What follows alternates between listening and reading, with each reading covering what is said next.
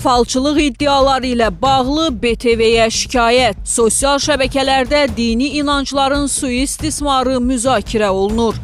Yanıma çox insanlar gəlir. Bəli, əlbəttə hər bir insanın özəl sirləri olur, deyə bilməyəcəkləri və ya utandığı.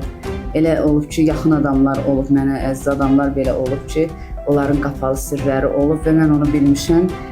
Utanıb mənə deməyə, demişəm mən bunu bilirəm, demişəm mən bunu bilirəm, demişəm mən bunu bilirəm. BTV xəbər verir ki, redaksiyamıza sosial şəbəkələrdə özünü ekstrasens və falçı kimi təqdim edən Natəvan Qarayevanın fəaliyyəti ilə bağlı vətəndaş müraciəti daxil olub. Müraciətdə iddia olunur ki, müxtəlif vədlər qarşılığında vətəndaşlardan ödənişlər alınır, ailə problemlərinin, o cümlədən ər-arvad münasibətlərinin həll ediləcəyi vəd edilsə də, müraciətçinin sözlərinə görə nəticə əldə olunmayıb və ödənilən vəsait geri qaytarılmayıb. Natəvan xanım, təşəkkür edirəm qəbul elədiyiniz üçün.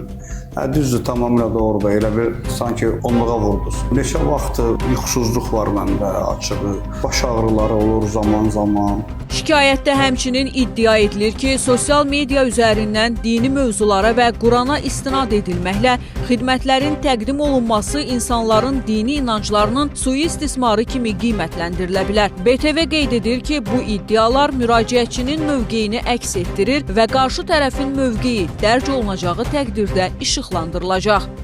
Məsələ ilə bağlı sual yaranır ki, sosial şəbəkələrdə falçılıq, cadugərlik və digər bu kimi fəaliyyətlərin açıq şəkildə reklam olunmasına, dini inanclardan istifadə edilməsinə nəzarət hansı dövlət qurumları tərəfindən həyata keçirilir? Bu istiqamətdə aidiyyatı dövlət qurumlarının mövqeyi ictimai maraq doğuran məsələdir.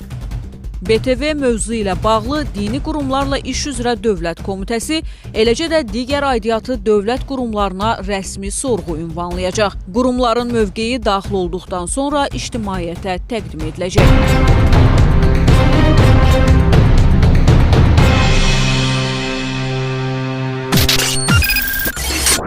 BTV Xəbər.az